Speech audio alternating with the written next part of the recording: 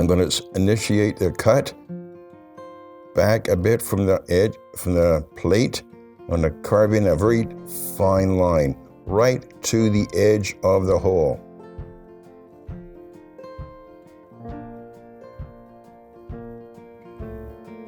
Look at that piece of metal. That's what I want to have. Come back to the other side, right to the edge of the hole. And here we go. There. Why am I doing that?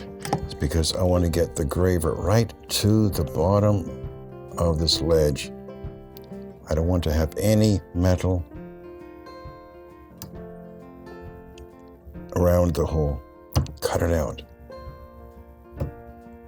Using a number 1 graver to do this.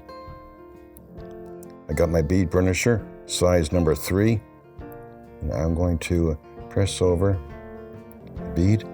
It's being prepared gently.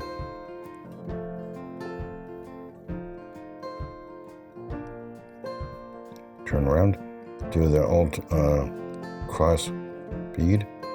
Get the flat part of that bead burnisher prepared. Gently. Come back to bead number 3. Lessen up the pressure.